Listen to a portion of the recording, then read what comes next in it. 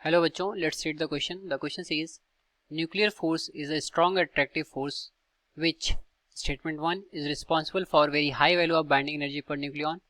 Statement 2 overcomes the repulsive force of proton and proton. Statement 3 binds proton and neutrons into the nucleus. Statement 4 is very short range. Which of the above statements are correct? So question में यहाँ पर nuclear force के लिए कुछ statements given है, हमें बताना है कि इनमें से कौन सी स्टेटमेंट्स करेक्ट हैं. तो सॉल्व करेंगे इस प्रॉब्लम को. नोट डाउन करते हैं पहले अपना की कॉन्सेप्ट.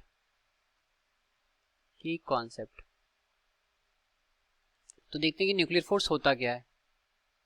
न्यूक्लियर फोर्स, सो न्यूक्लियर फोर्स बेसिकली न्यूक्लियॉन्स के बीच में लगने वाला अट्रैक्टिव फोर्स होता है जो कि शॉर्ट रेंज फोर्स होता है. तो इसकी डेफिनेशन लिखेंगे. The force which acts between nucleons का मतलब प्रोटॉन्स और न्यूट्रॉन्स. सो न्यूक्लियर फोर्स क्या हो गया? The force which acts between nucleons of an atom is known as nuclear force. और ये सबसे अट्रैक्टिव फोर्स होता है नेचर में. ठीक है, ये हो गया हमारा की कॉन्सेप्ट. अब आते हैं प्रॉब्लम पर. तो हर एक स्टेटमेंट को हम एनालाइज करेंगे. पहले वाली स्टेटमेंट पर चलते हैं. तो यहाँ पर बोल रहा है कि is responsible for very high value of binding energy per nucleon. तो जो बाइंडिंग एनर्जी पर न्यूक्लियन होता है, EBN से इसको डिनोट करते हैं. ये होता है हमारा binding energy divided by atomic mass of that atom. ठीक है, और यहाँ पर जो बाइंडिंग एनर्जी होता है ये हमारा डायरेक्टली प्रोपोर्शनल होता है न्यूक्लियर फोर्स के. ठीक है, मतलब जितना ज़्यादा न्यूक्लियर फोर्स वहाँ पर एक्ट करेगा न्यूक्लियॉन्स के बीच में, उतनी ज़्यादा उसकी बाइंडिंग एनर्जी होगी. तो ये हमारा हो गया directly proportional to nuclear force. तो जब हमारा बाइंडिंग एनर्जी न्यूक्लियर फोर्स से प्रोपोर्शनल है तो बाइंडिंग एनर्जी ज़्यादा होगी, तो उस केस में न्यूक्लियर फोर्स भी ज़्यादा होगा.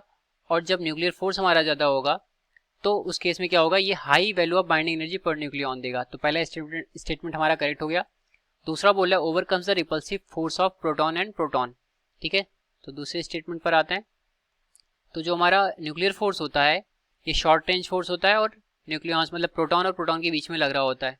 ठीक, तो इस केस में क्या होता है कि इन दोनों के बीच में अट्रैक्टिव फोर्स एक्ट करता है. तो स्टेटमेंट हमारा करेक्ट हो गया. सो न्यूक्लियर फोर्स is responsible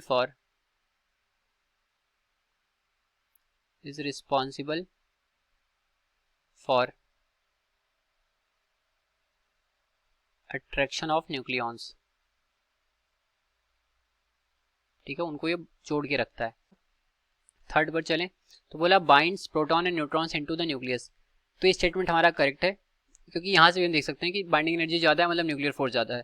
तो न्यूक्लियर फोर्स ज़्यादा और बाइंडिंग एनर्जी ज़्यादा होने का मतलब क्या है कि हमारे प्रोटॉन और न्यूट्रॉन बहुत ही ज़्यादा एक दूसरे के क्लोज हैं और एक दूसरे के साथ चिपके हुए हैं या फिर binds together.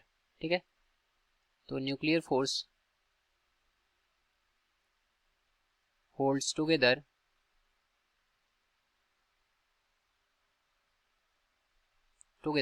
Proton and neutron inside nucleus. Protons and neutrons inside nucleus. ठीक है, तो हमारी तीसरी स्टेटमेंट करेक्ट हो गई. अब आते हैं फोर्थ पर. तो फोर्थ में बोला कि ये शॉर्ट रेंज फोर्स होती है. तो अगर न्यूक्लियर फोर्स होती है हमारी इनसाइड न्यूक्लियस एक्ट करती है. जो न्यूक्लियस का रेडियस होता है उसको हम लिखेंगे. तो रेडियस ऑफ न्यूक्लियस ये कितना होता है? ये नियर अबाउट हमारा 10⁻⁻15 मीटर का होता है. तो ये इसी के बीच में एक्ट करता है, तो ये शॉर्ट रेंज होता है. तो ये स्टेटमेंट भी हमारा करेक्ट है. तो ये हमारा फोर्थ स्टेटमेंट भी करेक्ट हो गया. यहाँ पर फोर्स लिखेंगे. ठीक है, यहाँ पर लिखते हैं force. So nuclear force is responsible for attraction of nucleons. तो हमारा सेकंड स्टेटमेंट भी करेक्ट हो गया. तो इस तरीके से हमारा पहला, दूसरा, तीसरा और चौथा ये चारों स्टेटमेंट करेक्ट हो गए. तो ऑप्शन डी हमारा करेक्ट होगा. Hence D is correct. तो ये रहा हमारे इस क्वेश्चन का correct solution. I hope you understood it well. Thank you.